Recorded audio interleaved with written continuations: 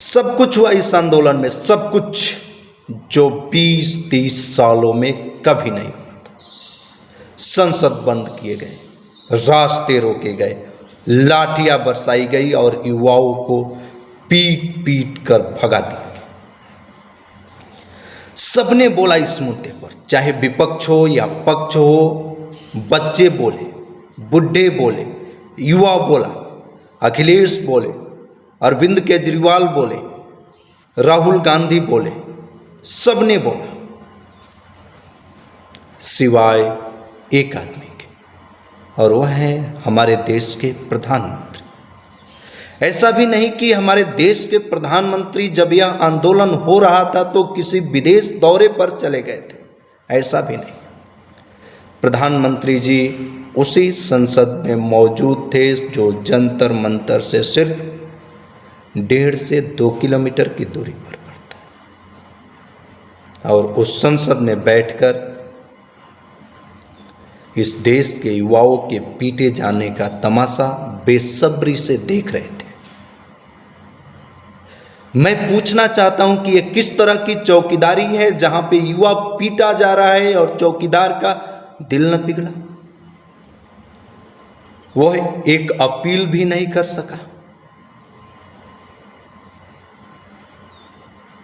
ये वही प्रधानमंत्री हैं जो हर चुनाव के समय युवाओं के पक्ष में विभिन्न भिन्न मुद्दे लेकर आते हैं और युवाओं को आश्वासन देकर के वोट ले जाते हैं। यह वही प्रधानमंत्री हैं जो इस देश के युवाओं से थालियां बजाने का आदेश दे सकते हैं। यह वही प्रधानमंत्री हैं जो सोना न खरीदने का आदेश दे सकते हैं। यह वही प्रधानमंत्री हैं जो यातायात के साधनों को सीमित करके डीजल और पेट्रोल बचाने का अपील कर सकते हैं। यह वही प्रधानमंत्री हैं जो तेल कम खाने का आदेश दे सकते हैं। तो फिर युवाओं के मुद्दे पर चुप क्यों हो गए? इस देश का युवा आतंक फैलाने के लिए जंतर मंतर पे इकट्ठा नहीं हुआ था। वह सिर्फ इस देश के सरकार से बात करने के लिए इकट्ठा हुआ था। और बात करने के बजाय आपने बैरिकेडिंग करवाया, पुलिस उतारे गए और उन युवाओं पर लाठियां बरसाई गई।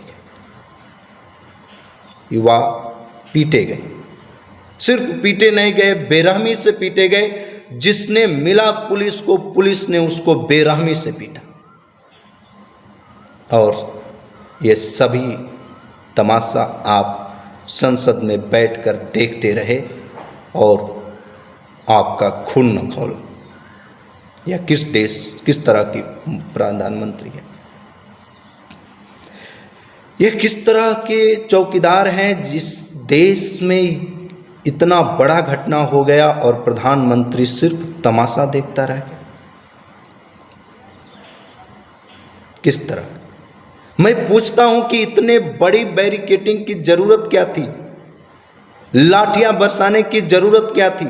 संसद भवन बंद करने का जरूरत क्या था? रास्ते रोकने के जरूरत क्या थे? सिर्फ 10 मिनट में आप आंदोलन को समाप्त कर सकते थे।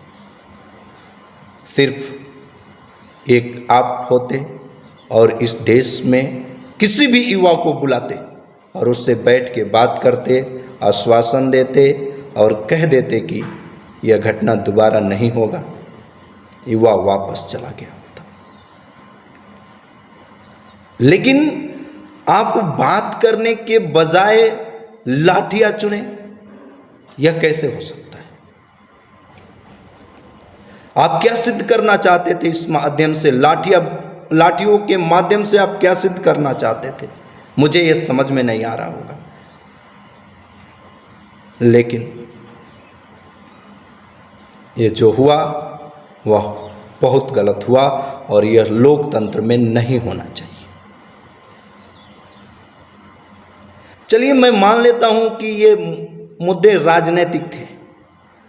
मैं भी मानता हूं, मैं भी कहता हूं कि ये मुद्दे राजनीतिक थे। लेकिन सोनम वांगचुक के भूख हड़ताल से उठाए जाने के पहले तक, सोनम वांगचुक के भूख हड़ताल से उठाए जाने के बाद यह आंदोलन राजनीतिक नहीं रहा, इस आंदोलन में इस देश के सभी युवा शामिल हुए जो अपने अधिकारों का मांग कर रहे थे, और आपने संवाद करने के बजाय लाठियां चुनी। और कल जब आप ही के आवास के बाहर राहुल गांधी धरना प्रदर्शन पर बैठ गए, तब आपको होश आया कि नहीं, हमारी कुर्सी भी जाने की डर है, हमारी कुर्सी भी जा सकती है। बांग्लादेश, नेपाल और में श्रीलंका में जो हुआ उसकी झलकियां देखने को जब मिली आपको, तब आप डरे, और आपके मंत्री जी धर्मेंद्र प्रधान जी, जिनके इस्तीफे की मांग हो रही थी, वह अब अपील कर रहे हैं कि यह देश इस युवाओं के हर समस्याओं के लिए प्रतिबद्ध है, बात करने के लिए तैयार है। अगर आपको बात ही करना था तो बात करने के पहले ये त्रासदी क्यों हुई? आप उसी दिन बात कर सकते थे जिस दिन सोनम वांगचुक पहले दिन भूख हड़ताल पे बैठे थे। आप सोनम वांगचुक के उठाए जाने के दिन भी बात कर सकते थे। आप जब इस देश का युवा संसद भवन तक पहुंचा तब भी बात कर सकते थे, लेकिन बात करने के लिए सहमति क्या डर है या युवाओं की चिंता? मुझे तो लगता है कि सिर्फ बात करने का डर है। बात करना एक मजबूरी है आपकी, क्योंकि अब आपको लगता है कि हमारी कुर्सी भी चली जाएगी। इस मजबूरी में आप आकर के अब इस देश के युवाओं से बात करना चाहते हैं। क्या हासिल करेंगे अब बात करके? क्या मिलेगा? इतनी बड़ी त्रासदी हुई और बात करने के लिए